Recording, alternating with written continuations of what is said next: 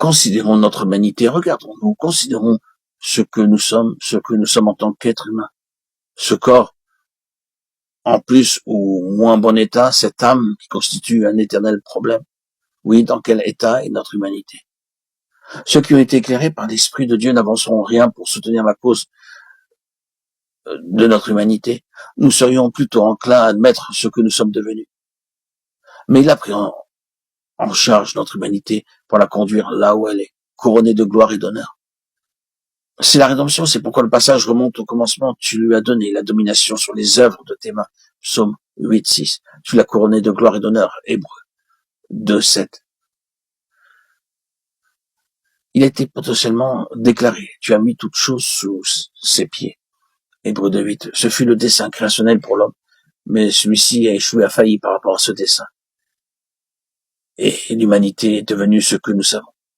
Il est venu du ciel, celui qui a revêtu cette humanité, la faisant passer par toutes les épreuves, toutes les tentations, toutes les pressions et ses conséquences, par l'opposition et l'antagonisme, par toutes ces forces qui visaient sa destruction.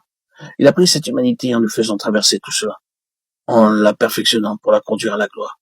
Notre humanité, votre humanité et la mienne. Cette chose désagréable, il l'a rendue digne de demeurer dans la présence même d'un infiniment grand et glorieux Dieu saint. Ce fut certainement cela qu'il avait désiré.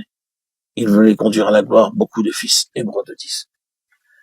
La Bible est pleine de cette union du divin avec l'humain, de manière figurative en type. Vous avez cela dans la typologie du chérubin et dans celle de l'arche du témoignage de l'Alliance. C'est du bois commun du désert, recouvert avec de l'or. Vous savez cela, sous de nombreuses formes. Dieu témoigne, car c'est un des aspects de l'arche du témoignage.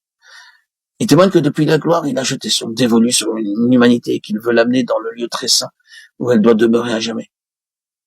La dernière image que nous avons de l'arche du témoignage, c'est celle du lieu très saint, dans le temple, quand les barres qui servaient à la portée, ont été retirées. Elle est là pour toujours en présence de Dieu. Son voyage est terminé. Elle est couronnée avec la gloire et l'honneur. Christ et vous et moi en union dans la présence de Dieu. Je dis que c'est le centre de tout le reste. Et si vous et moi n'avons besoin, comme je l'ai dit, d'assurance et de confiance, souvenons-nous que Dieu a établi une alliance d'amour avec nous pour faire cela. Voulons-nous quelque chose d'autre pour nous donner une plus grande confiance, une plus profonde assurance et un plus grand espoir que cette alliance d'amour dans laquelle Dieu nous a fait entrer? Chaque fois que nous nous rassemblons autour de sa table et que nous participons au symbole, nous entrons dans la signification de cette alliance d'amour, comme la postérité d'Abraham. Quelle puissante alliance il y a dans ce sang. Quelle puissante alliance il y a dans le corps du Seigneur Jésus. Nous sommes devenus participants de sa chair et de sa vie même. C'est une alliance d'amour. Quelle assurance cela devrait nous apporter, quelle force pour progresser. Ah, car si nous n'avons pas cette assurance et cette espérance, combien nous devenons lents pour aller de l'avant. Combien il est difficile de maintenir une attitude de progrès en gardant le cap. Nous pouvons avancer d'un pas, mais ensuite, des pensées peuvent aussitôt venir nous accuser dans nos propres cœurs. L'ennemi vient à cause d'une certaine chose qui est en nous, et nous nous retrouvons deux pas en arrière. Un peu de progrès, puis un peu de repos, pour nous retrouver ensuite là où nous étions partis à cause de l'incertitude qui se dégage de notre humanité.